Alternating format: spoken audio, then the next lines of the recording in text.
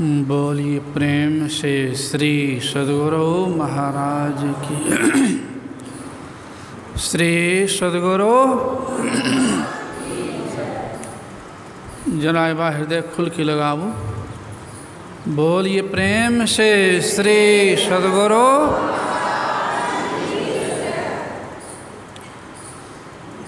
मंगल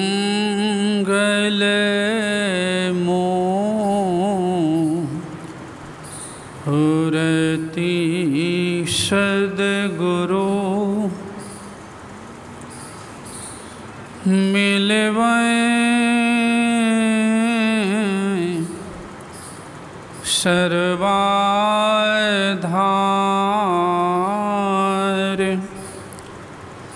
मंगलमय मंगल करुणा बिनेबो बारंबार।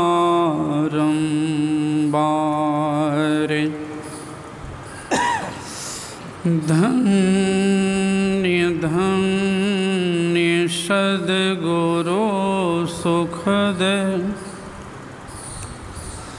महिमा कही न जाय।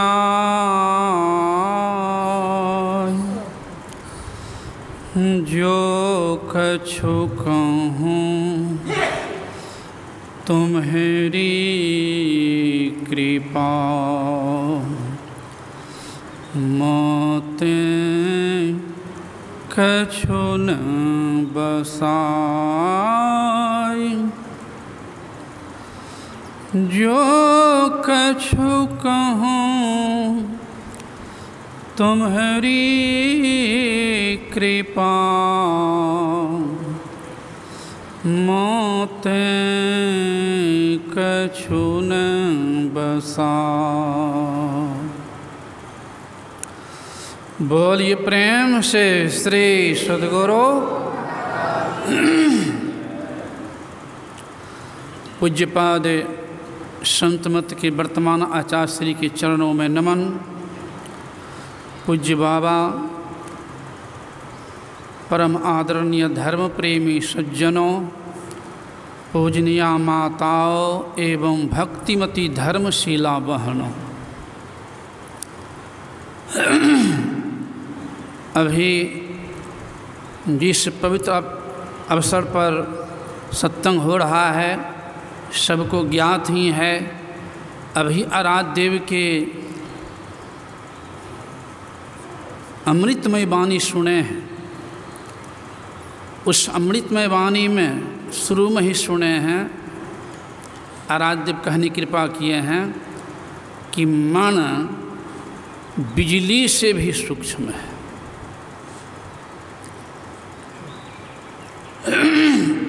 कहने का भाव यहाँ आराध्य देव का कि मन को संभारो, मन को समेटो और संतों ज्ञान में लगाओ।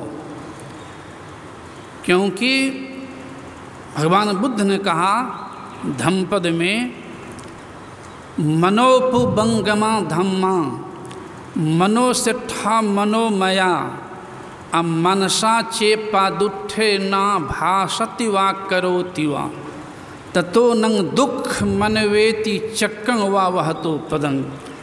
अगर कोई दूषित मन से कर्म करता है, वचन बोलता है, खान पान दूषित है, तो उसके पीछे दुख वैसे चलता है जैसे बैल के पीछे चक्का चलता है।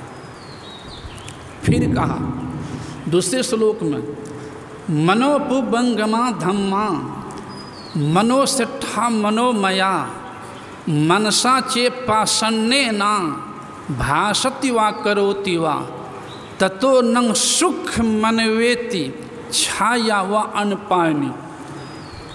अर्थात अगर कोई स्वच्छ मन से, पवित्र मन से वचन बोलता है, कर्म करता है, संतों के निर्देशानुसार इत्यादि, तो उसके पीछे सुख वैसे दौड़ता है जैसे शरीर की छाया साथ नहीं छोड़ती है।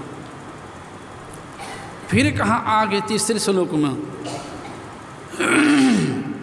जितना अहित अपकार अनिष्ट दुश्मन का नहीं कर पाता है, उससे अधिक अनिष्ट अपकार कुमार्ग में लगा हुआ मन करता है। फिर अंतिम चौथा श्लोक में कह दिए हैं कि नौ तंग माता पिता कैरा यहाँ तो सम्मा अपने हितंग चित्तों से ततो करे, अर्थात जितनी भलाई की माता पिता नहीं कर सकते हैं पुत्र पुत्री की, जितनी भलाई पुत्र पुत्री नहीं कर सकते हैं माता पिता की, जितनी भलाई पत्नी नहीं कर सकती है पति की, पति नहीं कर सकता है पत्नी की, उससे अधिक भलाई सुमार्ग में संतों के बताए मार्ग पर लगा हुआ मन करता है। इसीलिए कहा सबसे बड़ा मित्र है तो मन। अगर मन को संतों के मार्ग पर चला रहे हैं तो मित्र है मन, और नहीं तो सबसे बड़ा दुश्मन है तो मन। इसीलिए कहा मन आवे मन जाए मन ही बटोरो रे, अब मन बुरबै अब मन तारे मन ही निहोरो रे। कबीर यह मन एक है भावै जहाँ लगाए, अब भावै गुरु की भक्ति कर और भावै विषय कमाए। इसलिए संतों ने जो कहने कृपा किए हैं कि सबसे बड़ी सेवा क्या है, आज्ञा समन सुसाहिब सेवा। ज्यों गुरु बसे बनारसी शीश समुंदर तीर, एक पलक बिसरे नहीं ज्यों गुण हो शरीर। सेवा सर्वोपरि है, लाखों शिष्य है गुरुदेव का, लेकिन सबों को हम लोगों के जैसे पूज्य बाबा को मौका मिला, हम लोगों को मौका मिला, वैसा मौका सबको नहीं मिल पाएगा। लाखों शिष्य को चरण दबाने का, गोदी उठाने का, कपड़ा खींचने का, भोजन कराने का सबको संभव नहीं है, लेकिन उनकी आज्ञा पालन सभी कर सकता है। इसलिए सबसे बड़ी सेवा है आज्ञा पालन। इसीलिए कहा गुरु को सिर पर राखिए, उनकी आज्ञा को गुरु को सिर पर राखिए, चलिए आज्ञा मान, तो कह कबीर वहाँ दास को तीन लोक भय ना एक लोक कौन कहे। जाके सिर पर हाथ गुरु के बालना बाका होई, ज्यों जग बैर करे बहु तेरा तासो हानि ना होई। तो हमारे आराध्य देव इस संत में सत्संग के द्वारा संसार में कैसे रहें, परिवार में कैसे रहें, माता पिता किस तरह से देखें, बड़ों को किस तरह से आदर दें, सारा ज्ञान बताने की कृपा की है। इसलिए उनके आदेश पर चलते रहेंगे तो लोक परलोक दोनों बनेगा। साथ ही साथ इसमें एक लाइन जोड़ दिए हैं, आराध्य देवी कहने बराबर कहने की कृपा की है कि माता पिता को देखो। जो माता पिता ठीक से नहीं देखते हैं उसके बच्चे उसको ठीक से नहीं देखेंगे। मुझे याद आ जाती है छोटी सी एक जहाँ मैं गया था सत्संग में, बड़ा अच्छा लगा था। इसी पर थोड़ा सा मैं संक्षेप में समाप्त कर रहा हूँ। एक सत्संग मंदिर में मौजम पट्टी में सत्संग मंदिर में लिखा हुआ था 4-5 लाइन। पहला लाइन में यही था कि जिन्हें 5 बेटा पालने में भारी नहीं लगा था, वह माँ आज अध्यात्म ज्ञान के अभाव में बेटों के 5 घरों में भारी लग रही है। जिन्हें 5 बेटा, मैं समझता हूँ एक माता पिता 10 बच्चे को पाल लेते आसानी से, लेकिन अध्यात्म ज्ञान के अभाव में 10 बच्चे मिलकर के भी एक माता पिता सही ढंग से नहीं पाल पाते हैं। तो वहाँ 5 था। जिन्हें 5 बेटा पालने में भारी नहीं लगा था, वह माँ आज अध्यात्म ज्ञान के अभाव में बेटों के 5 घरों में भारी लग रही है। पहला ने। दूसरा लाइन था कि माँ तब रोती थी जो बेटा नहीं खाता था रोटी। कितना प्रेम है माँ का पुत्र के प्रति, कहने से बाहर है। माँ तब रोती थी जब बेटा नहीं खाता था रोटी। आज भी कुछ माँ रोती है जब बेटा नहीं खिलाता है रोटी। आज भी कुछ माँ रोती है जब बेटा नहीं खिलाता है रोटी। फिर तीसरा लाइन में था कि माँ के गोद में माथा धर के सो गया बेटा। अब माइए से पूछता, बड़ा बेटा था, अब माइए से पूछता है कि माँ तुम कब तक सोने देगी गोद में। तो माँ कहती है कि जब तक मुझे कंधा पर उठा नहीं ले। यानी माँ का गोद पिता पुत्र के लिए, माँ का गोद सदा के लिए।